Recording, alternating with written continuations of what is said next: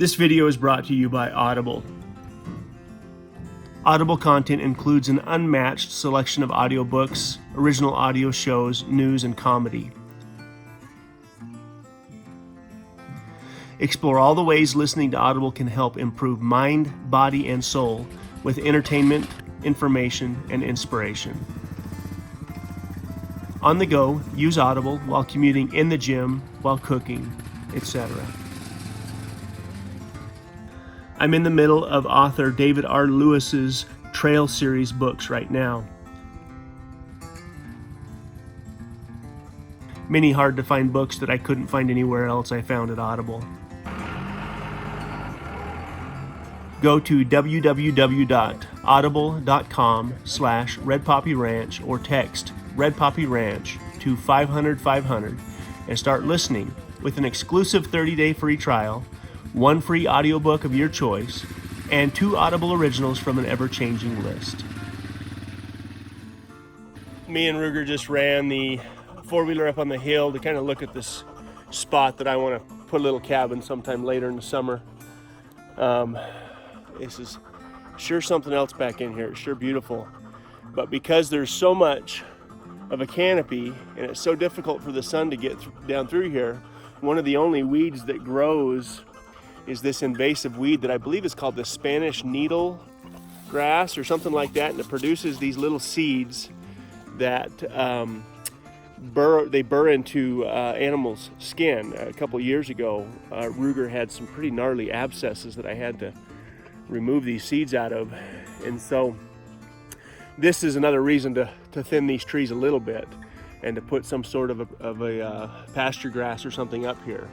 But man, it's so beautiful up here under the canopy. I don't know if I'll go quite to the extreme that I did down low with thinning the trees out, but I'm gonna have to do something. This land really isn't that usable like it is, like this.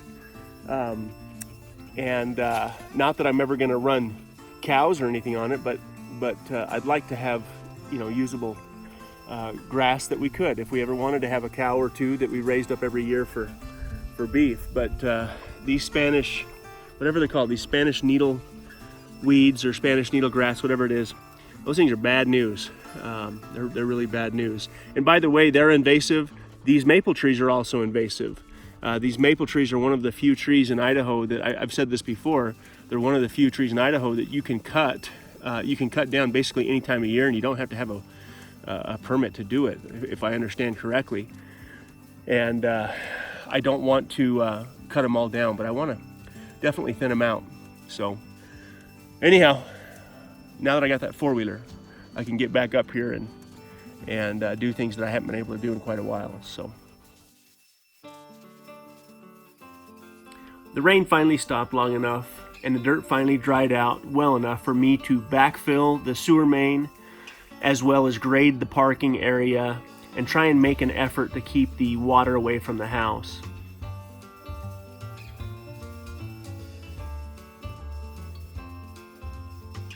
After seeing the amount of water that came off the hill this year with the excessive snow and rain that we had, I've wanted to do some grading around the house to make sure that the water stays as far away from the foundation as possible.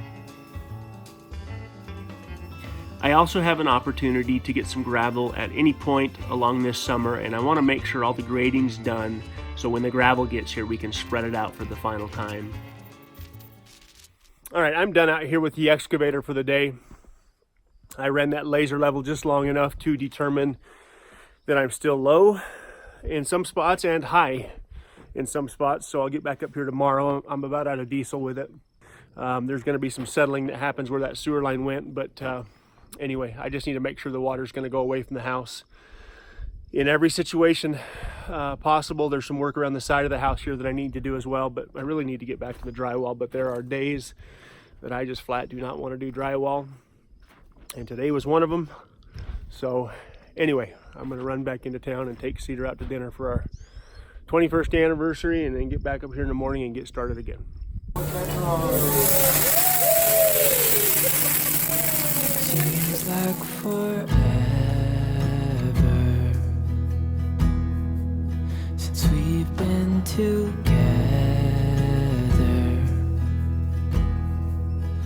Oh,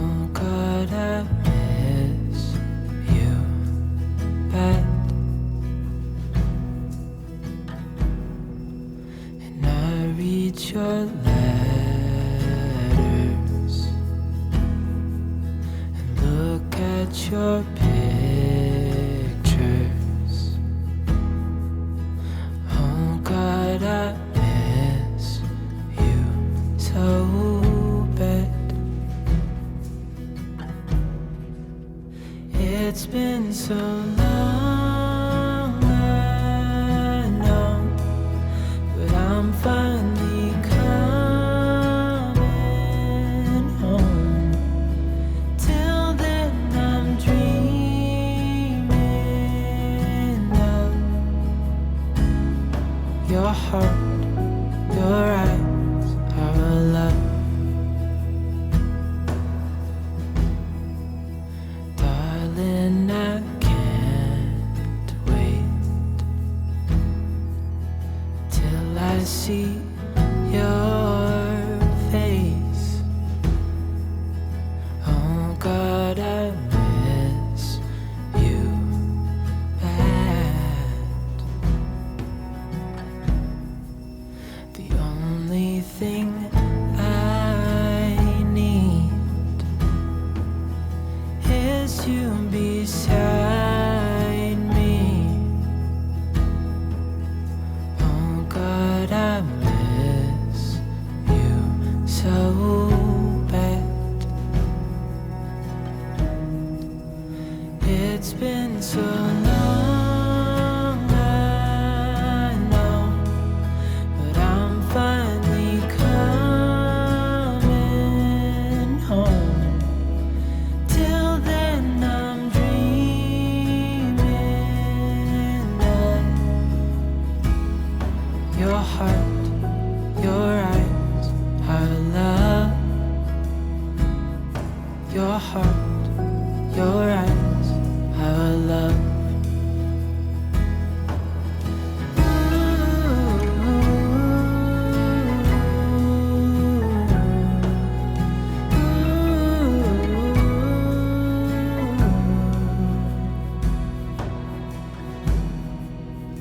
It's been so long, I know, but I'm finally coming home. Till then I'm dreaming of your heart, your eyes, our love. Your heart, your eyes, our love.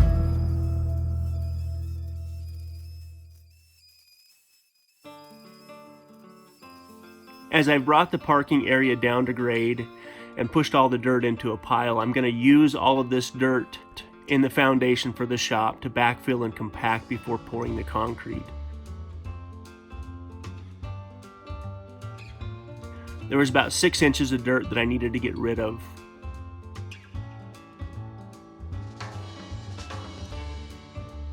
Using the laser level and the excavator back and forth, got it down just about perfect.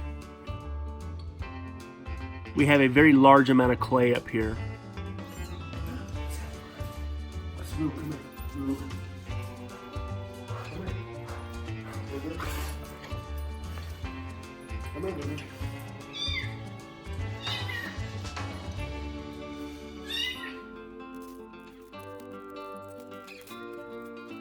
One of the things that we're looking forward to doing is getting as much gravel as we need around the place so that as we walk from the cars to the house, we're not walking through that sticky, slippery mud.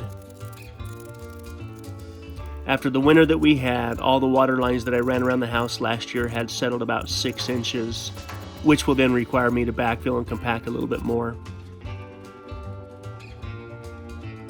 I'm sure where I backfilled the sewer line, it will also settle, and I can add fill to it as I need to. With what we have going on around here, and specifically on the hillside, there's always a need for a four-wheeler, a good, dependable four-wheel drive four-wheeler. A couple of years ago, I picked up an older Polaris 500 and tried to rebuild the entire thing, but I've had nothing but problems with it. Rather than continuing to try and fix the issues with it, I decided to get something that I knew would be dependable. I've recognized that most farms and ranches around town use Hondas for an obvious reason. They start, they run, they last, they require very little maintenance. I've been watching for a four-wheel drive Honda four-wheeler for over a year now, and I finally found one. The price was right, and I happened to get there in time to pick it up. It's a 20-year-old Honda Foreman 450 that I got from somebody who's owned it for almost the full 20 years. Hopefully it'll last us another 20 years up here. I haven't even been to the back of the property this spring because I really haven't had a way to get back there. So it was fun to jump on the four-wheeler with Ruger and run back there and look at the possibilities. The invasive maple trees come in so thick that it limits how much grass can grow underneath these trees and therefore limits how much grazing can be done by livestock. Our land at one time was part of an old homestead and then part of a ranch. And it was not reasonable for the rancher to come in here and thin out these trees in the way that I have because he had so much land. When the ranch was cut up into 40-acre lots, it now provided an opportunity for somebody like me to come along and determine just in fact what I'm going to do with the land. The person that we got the land from had done very little with the land. They tried to sell it off to somebody else before me, and you can see in the very early videos where that person hauled a camper back in here and tried to live in that camper for a time, and it just didn't work. They gave up on it, stopped paying the payments, and basically gave the land back. More than anything, if I didn't have the time, I never would have even attempted to do this. But it seems like in bite-sized pieces, we've been able to get a few things accomplished. But because we were so looking for change and looking to do things our way, we just dove in and went to work. And again, it may take the rest of my life for me to fully develop and understand the use and potential of this land. And maybe one day one of my kids will continue the legacy. But it's most definitely not for the faint of heart.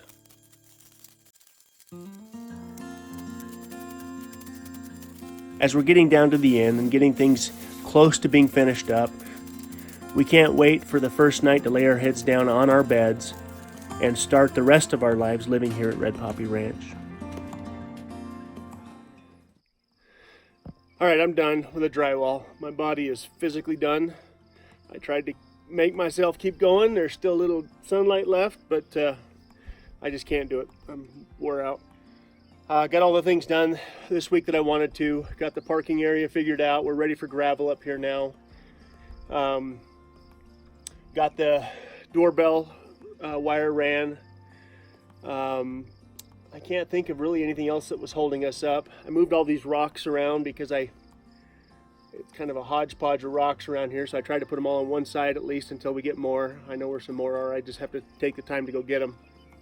But back at it Monday. No distractions this next week. There's no reason to do anything other than drywall. This week I had some opportunities to, what I thought I had an opportunity to get a couple loads of gravel, and that ended up falling through, and that's why I worked on the parking area as hard as I did. Anyway, so it's done. There's going to be some settling with that, but it's basically finished.